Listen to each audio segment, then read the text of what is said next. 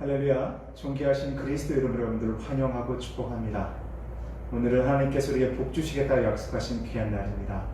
하나님의 놀라운 축복이 여러분과 여러분 가정에 함께 하시기를 먼저 주님의 이름으로 축원을 드립니다. 오늘 말씀은 구약성경 마지막 말씀인 말라기에서 보도록 하겠습니다. 말라기 1장 우리 1절부터 14절 말씀인데요. 오늘은 우리 6절 말씀과 7절 말씀, 8절 말씀 읽도록 하겠습니다. 말라기 1장 6절로 8절 말씀입니다. 내 이름을 멸시하는 제사장들아, 나 만군의 여호와가 너희에게 이르기를 아들은 그 아버지를, 종은 그 주인을 공경하나니 내가 아버지일진데 나를 공경함이 어디 있느냐? 내가 주인일진데 나를 두려워함이 어디 있느냐 하나. 너희는 이르기를 우리가 어떻게 주 이름을 멸시하였나이까 하는도다. 너희가 더러운 떡을 나의 제단에 드리고도 말하기를 우리가 어떻게 주를 더럽게 하였나이까 하는도다. 이는 너희가 여호와의 식탁은 경멸히 여길 것이라 말하기 때문이라. 만군의 여호와가 이르노라. 너희가 눈먼 희생제물을 바치는 것이 어찌 악하지 아니하며 저는 것 병든 것을 드리는 것이 어찌 악하지 아니하냐. 이제 그것을 너희 총독에게 드려보라. 그가 너를 기뻐하겠으며 너를 받아주겠느냐. 9절입니다. 만군의 여호와가 이르노라. 너희는 나 하나님께 은혜를 구하면서 우리를 불쌍히 여기소서 하여 보라. 너희가 이같이 행하였으니 내가 너희 중 하나인들 받겠느냐. 아멘. 오늘부터 우리 4주 동안 우리 말라기서를 통해서 한번 우리의 신앙을 점검하고 하나님께서 우리에게 전하고 싶어 하시는 그 메시지가 무엇인지 우리가 겸허히 받도록 하겠습니다. 가끔 학교에서 상담을 하다 보면 상담받으러 학생이 이런 말을 하는 것을 듣게 됩니다. 교수님, 무엇이 문제인지는 모르겠지만 마음이 공허해요 라고 하기도 하고요. 어떤 것에도 관심이 없고 또한 의욕도 없어요 라고 이야기하는 것을 볼 때마다 참으로 안타깝다는 생각이 듭니다. 아마도 우리 중에 몇몇 분들은 지금 제가 이야기했던 이런 사례와 비슷한 생각을 갖고 계시는지도 모르겠습니다. 아무래도 이 코로나 바이러스가 점점 길어지고 우리의 생활이 점점 바뀌게 돼서 이전의 생활로 돌아가고 싶은 마음도 너무나도 간절하고요. 또 여러 가지 답답한 상황 가운데 놓여 있다 보니까 우리가 이러한 모습을 보일 때도 있습니다. 때로 우리 신앙도 이럴 때가 있습니다. 마치 관심이 전혀 없는 것처럼, 또한 내가 중요하다 생각하지도 않으면서 마치 그것이 하나의 습관이 되어져 버린 우리의 종교성이 있다는 겁니다. 즉 마음이 움직여지지 않는 신앙, 그것이 점점 우리 안에 굳어져서 우리로 하여금 이제는 하나님과 관계를 맺는데 전혀 관심을 갖지 않도록, 다시금 무관심으로 우리의 신앙이 점점 하나님과 멀어지게 된다는 겁니다. 오늘 본문 말씀인 말라기서는 구약성경의 마지막 책입니다. 말라기서를 끝으로 해서 구약과 신약 사이에 400년 동안의 침묵기, 암흑기가 존재했다는 사실만 보더라도 아마 말라기에서 하나님께서 그의 백성에게 전하신 이 메시지가 결국 그들로 하여금 이 암흑기로 들어서게 하지 않았나 라는 생각을 갖게 됩니다. 오늘 말씀의 배경을 보게 되면 예루살렘에 살고 있는 유대인들이 신앙이 있는 것처럼 흉내는 내고 있지만 실제로는 제대로 된 신앙을 갖고 있지 않는 모습으로 살아가고 있었습니다. 사실 말라기 선지자는 우리가 잘 알려진 선지자로 알고 있지는 않습니다. 그의 이름의 뜻은 전달자, 나의 전달자라는 그런 뜻을 가지고 있고요. 아마 여기서 그 의미는 하나님께서 그를 전달자, 하나님의 소식을 전하는 자로 세우셨다라는 그런 의미로 받아들일 수 있겠습니다.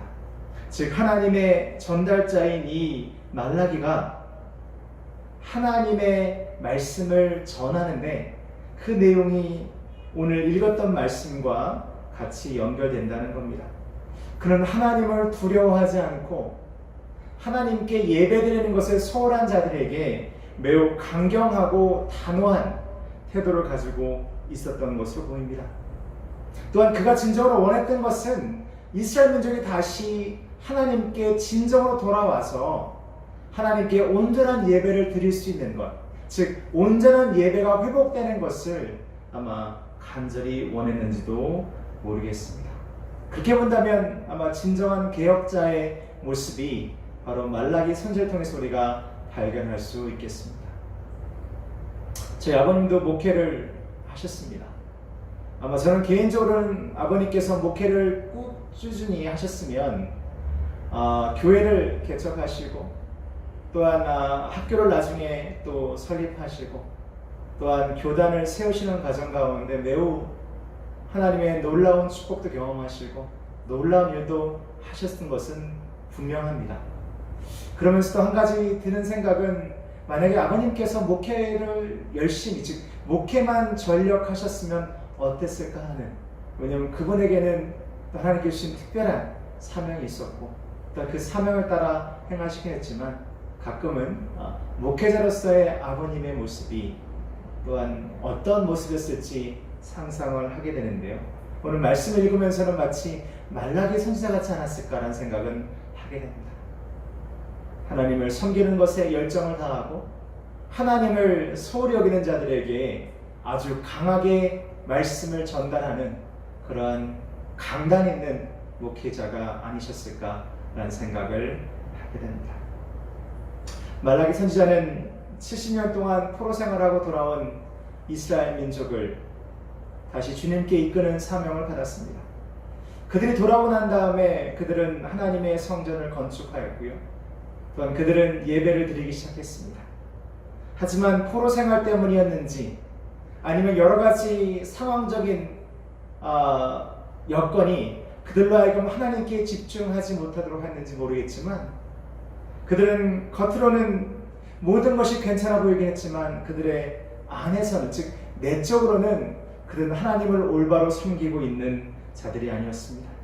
편안함과 무관심, 이러한 가장 치명적인 신앙의 병이 그들 안에 이미 많이 퍼져서 그들로 하여금 더 이상 하나님 말씀에 대해서 또한 예배드리는 것에 대해서 더 이상 열정을 갖지 못하게 하였습니다.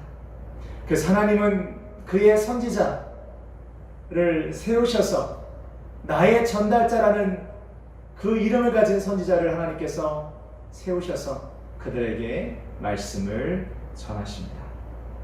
저는 최근에 저희랑도 인연이 있는 장종택 목사님의 그 온라인상에서의 예배에 관한 이야기를 들은 적이 있습니다.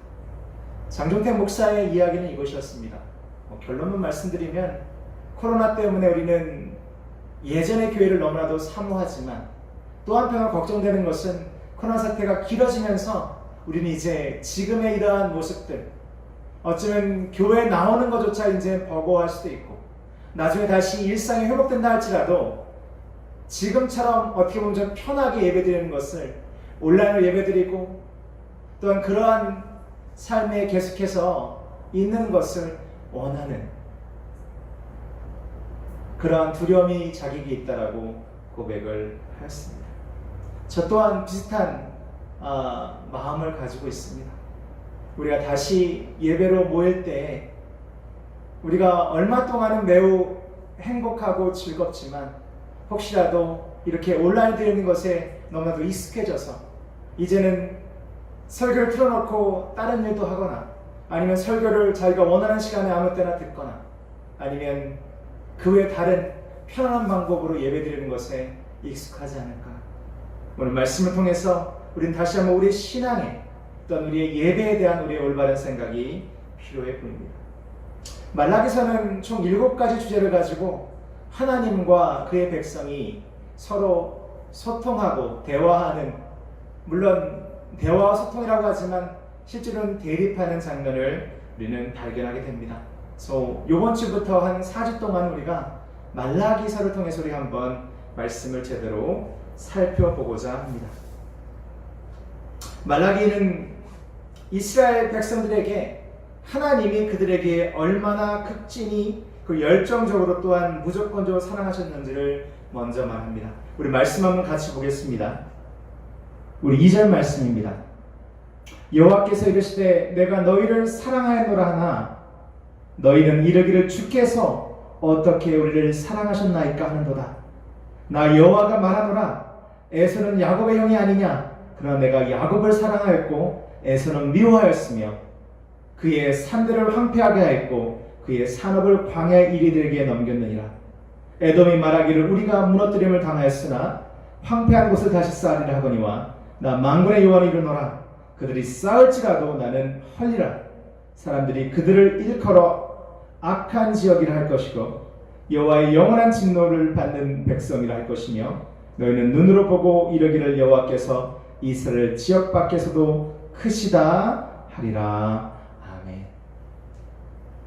먼저 말라기 선지자는 하나님 말씀을 대변하면서 하나님의 사랑이 그들에게 매우 깊었다라는 것을 얘기해 줍니다. 하지만 그들은 불행하게도 그 사랑에 올바른 반응을 하지 않고 하나님을 진심으로 경배하는 것을 그들은 소홀히 하였습니다. 그저 예배드리는 흉내만 내고 있었다는 겁니다.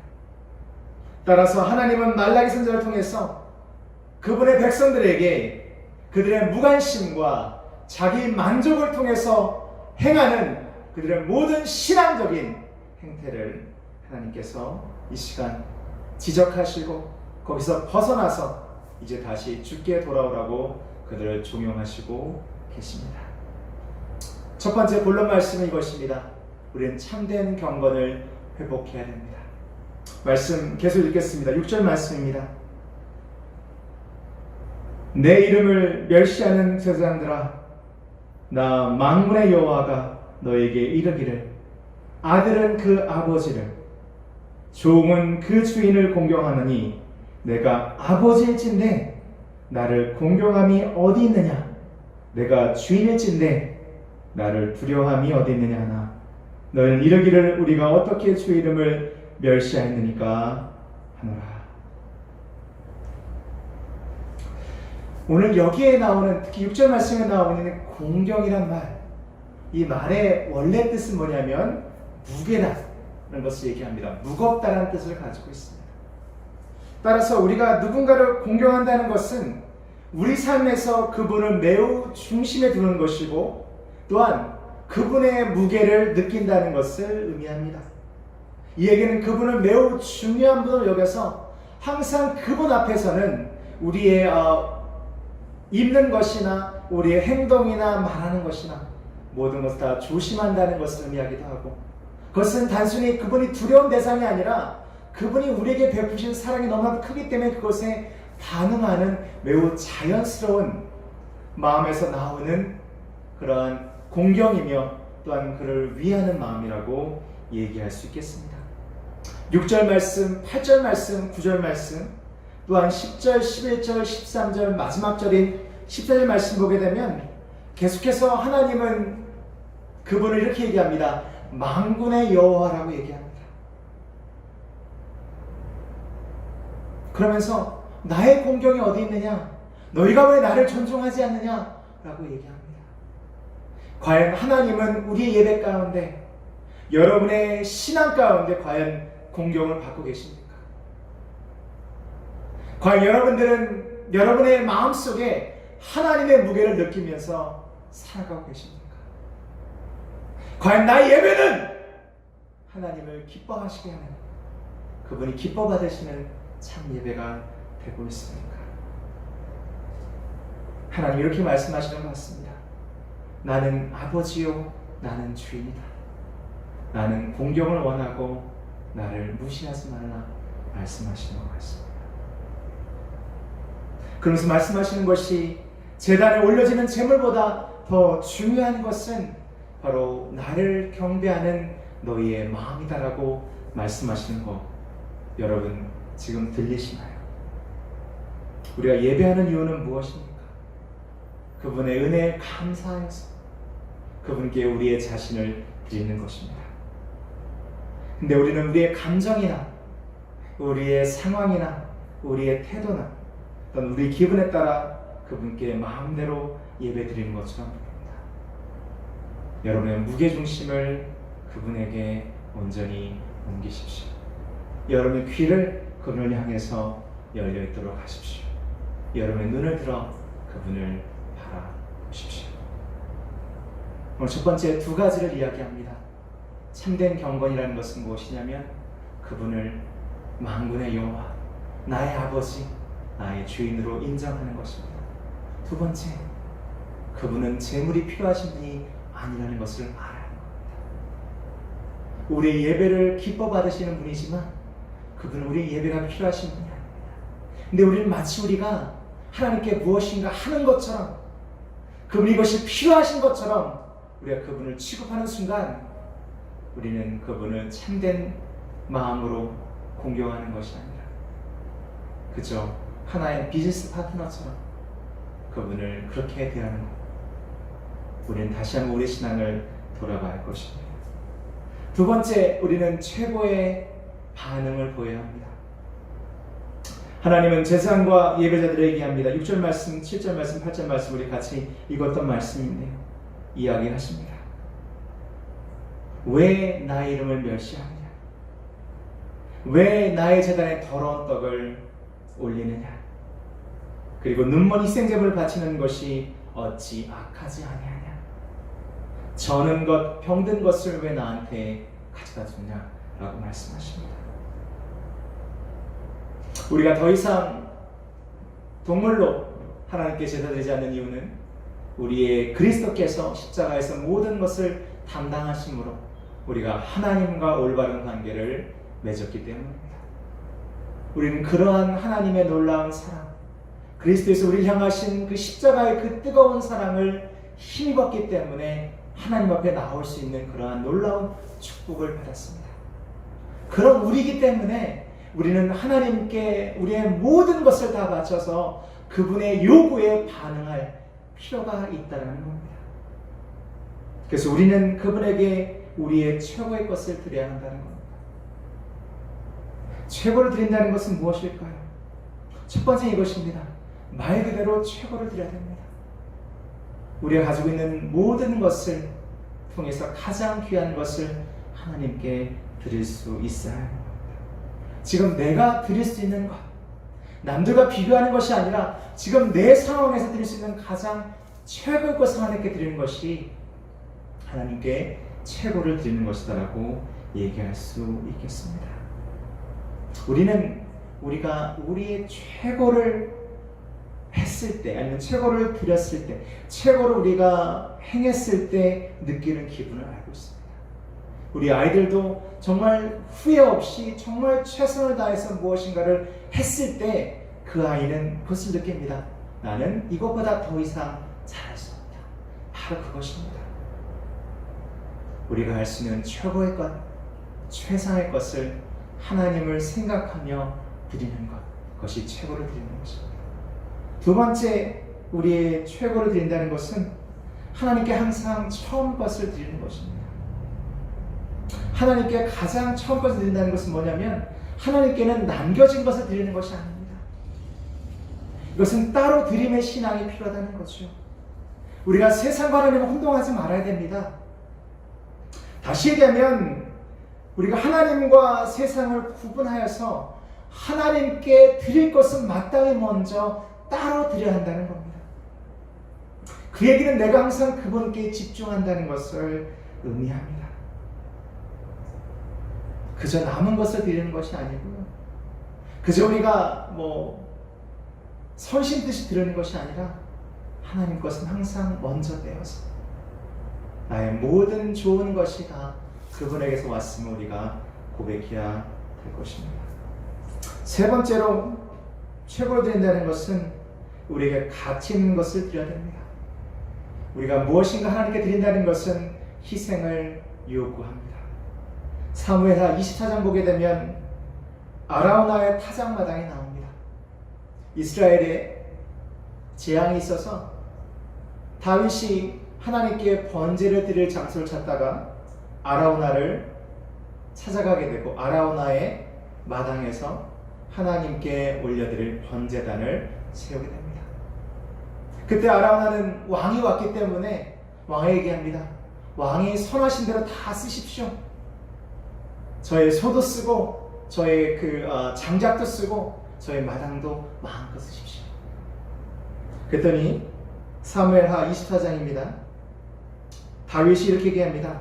아니다. 제가 읽겠습니다. 그렇지 아니하다. 내가 값을 주고 내게서 살이라. 값없이는 다윗이 얘기하는 거죠. 내 하나님 여호와께 번제를 드리지 아니하리라 하고 그는 은 50세겔과 또한 필요한 것을 그에게 제공합니다. 저는 이 말씀이 중요하다고 생각합니다. 다윗은 매우 쉬운 길을 택할 수도 있었습니다. 하지만 다윗이 얘기한 것이 뭐냐면 내가 값없이는 하나님께 드리는 모든 것이 아무 소용없다는 것. 나의 희생이 없이는 내가 그냥 잉여 남은 것을 드리는 것이 아니라 내가 희생을 하고 내가 대가를 치르지 않은 것은 하나님께 드리는 것이 아니다라고 얘기하는 거죠. 모든 것이 그분의 은혜로 우리에게 주어지긴 했지만 내가 하나님께 드리는 것만큼은 그분의 은혜 아래 나의 노력과 열심을 다해서 나의 희생과 나의 시간과 달란트와 모든 걸 통해서 그분께 나의 진심을 드리는 것이 옳다라고 이야기하는 겁니다. 여러분의 시간, 에너지, 여러분의 돈, 열정, 사랑 다 어디에 지금 쓰고 계십니까? 기도와 말씀 묵상 시간과 여러분들이 사용하는 다른 일에 사용하는 시간들을 한번 비교해 보십시오.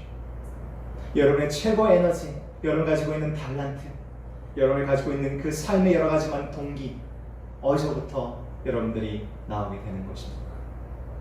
하나님과 무관한 것입니까?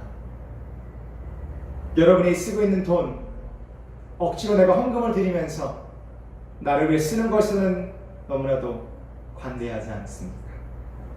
우리의 열정, 예배를 드리는 우리의 모습이 과연 어떻습니까? 오늘 이 아침도 여러분 어떤 마음으로 지금 이 화면 앞에서 말씀을 듣고 계십니까? 우리가 자녀에게 또한 친구에게 쏟는 이 사랑이 하나님을 향한 우리의 사랑보다 더 크지는 않습니까? 사랑하는 성도 여러분, 우리의 책을 드린다는 것은 부끄러움이 없다는 것을 의미합니다. 왜 부끄러움이 없겠습니까? 만큼 우리는 하나님께 무엇인가 드릴 수 있음이 기쁨이고, 그렇기 때문에 아무리 작은 것이 할지라도 하나님 것이 제가 드릴 수 있는 최고입니다. 기뻐 받아주실 줄로 믿습니다. 즉 부끄러움이 없다는 것을 얘기합니다. 여러분들은 부끄러움이 없으십니까? 9절 말씀 이렇게 얘기하고 있습니다. 너희는 나 하나님께 이 은혜를 구하면서 우리를 불쌍히 여기소서 하여 보라 너희가 이같이 행하였으니 내가 너희 중에 하나인들 받겠느냐. 10절 말씀은 좀 충격적입니다. 너희가 내 제단 위에 헛되이 불사르지 못하게 하기 위하여 너희 중에 성전문을 닫을 자가 있었으면 좋겠다. 즉 교회를 막아서 누가 교회 문을 잠가서 아무도 이 교회 안에 들어오지 못하게 하신 이유는 너희가 하는 모든 예배가 다 헛되고 쓰레기 같기 때문이라고 말씀하시는 것처럼 보입니다. 매우 충격적인 말씀이죠. 우린 그러한 하나님의 질책을 받지 않도록 지금 예배드리는 이 순간 하나님께 집중하길 바랍니다. 사랑하는 성도 여러분, 여러분은 예배드릴 때 어떤 마음으로 참여하시나요? 예배에 참여한다는 것은 우리가 어떠한 세상 활동에 우리가 참여하는 것과 다르죠. 우리 먼저 그리스도와의 올바른 교제 가운데 그분의 은혜를 깨달아 내가 은혜로 지금 살고 있음을 고백하는 것이 바로 예배로의 참여입니다. 예배는 그분을 높이는 것이지만 또한 우리 자신을 돕는 것입니다. 그분과 함께할 때 우리는 죄의 용서를 받고요, 우리의 약함에서 강함으로 우리는 나아갈 수 있습니다. 또한 우리는 무엇보다도 하늘의 참된 평안을 얻게 됩니다. 예배를 통해 우리는 삶의 의미와 목적을 늘 새롭게 깨닫는 것이고 흔들리는 삶의 참된 평화가 함께 하는 것입니다. 예배가 지루하신가요? 예배 드릴 때 피곤함을 느끼시나요? 10년 전 말씀 보면 이렇게 얘기하고 계시죠. 번거롭게 느껴져요. 때로 우리는 그러한 마음이 분명히 있었을 겁니다. 분명히 말씀드립니다. 그분을 높이고 그분을 찬양하고 그분과 함께하는 것, 그리고 우리의 최고를 그분께 드리는 것, 그것은 우리가 할 수 있는 가장 가진 일이고 우리가 반드시 해야 할 가장 중요한 사명입니다. 결론의 말씀을 드립니다. 우리는 우리의 삶에 문제가 있을 때 어떠한 해답을 구해야 할까요? 그분께 전적으로 위임하는 겁니다. 그분이 말씀하셨습니다.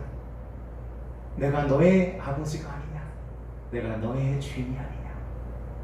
나를 공경하라. 이 말씀은 내가 너의 아버지가 되고 너의 주인이 돼서 내가 너를 보호하고 인도하고 너를 지키라 우리에게 말씀하시는 겁니다. 예배가 주는 유익은, 여기서 예배는 주일날만 드리는 예배가 아닙니다. 여러분 매일의 삶에서 드리는 예배를 의미합니다. 예배를 통해 매일 하나님께 순종하는 것을 배우는 겁니다. 내가 할 수 없음이 있다는 것, 하나님의 은혜 없이는 살 수 없다는 것을 깨닫는 겁니다. 고백하는 겁니다. 엄밀히 말해 예배는 하나님께 좋은 것이 아니고 우리에게 유익한 것이 더 많다는 겁니다. 예배를 통해 우리 믿음이 강해지고 우리의 소망이 더 밝아지고 우리의 사랑이 더 깊어지며 우리의 그늘이 더욱더 넓어지고 우리의 마음이 더 맑아지며 우리의 뜻이 하나님의 뜻과 연결되어질 때 여러분과 저는 참된 예배를 드리는 것입니다. 참된 예배자가 되시기를 주님의 이름으로 축원드립니다. 기도하겠습니다. 참 좋으신 하나님 감사합니다. 우리의 삶 가운데 참으로 기쁜 것은 주님을 찬양하며 예배하는 것입니다. 예배자로 다시 돌아오길 원하오니 주여 우리에게 열정을 다시 한번 부어주시고 우리의 입술을 크게 열어 주님을 찬양하게 하시며 우리의 모든 것을 주님께 아뢰 수 있는 그런 믿음을 우리에게 허락하여 주시옵소서. 여기에 모인 우리의 귀한 사랑하는 믿음의 권속들을 축복합니다. 주님 그들을 예배자로 삼으시고 축복하시고 함께하여 주옵소서. 그들이 참된 예배자가 될 때에 주님 그들에게 더욱더 풍성한 사랑으로 은혜로 함께하여 주시옵소서. 오늘 예배 가운데 또 하나님께 드린 귀한 물질들이 있습니다. 주님 그 물질을 흥양하여 주옵시고 그 물질을 통하 하나님 놀라운 뜻이 이루어지며 주의 나라가 확장되게 하여 주시옵소서. 이제는 길이요 진리요 생명 되시는 예수 그리스도의 크신 은혜와 하나님 아버지의 그 마음까신 사랑하심과 성령 하나님의 감화 감동 충만 역사 교통 회복하심의 은총이 오늘 다시 한번 예배자로 돌아서서 주님을 섬기기를 소원하고 돌아가는 믿음의 것들 머리 위에 그들의 생업과 그들의 가정과 그들의 자녀들과 그들의 여러 기도 제목들과 우리 섬기는 이 나라의 민족 우리 교단 위에 멀리 인도 땅과 미국 땅 위에 우리의 화묘들 위에 이제부터 영원토록 함께 하시기를 간절히 축원하옵나이다. 아멘. 여러분 사랑하고 축복합니다. 행복한 한 주 되시고 우리가 다음 주까지는 잠정적으로 우리가 온라인으로 예배를 드리고요. 그 이후에는 어떻게 될지를 제가 꼭 미리 말씀드리도록 하겠습니다. 여러분 사랑합니다. 축복합니다. 승리하십시오.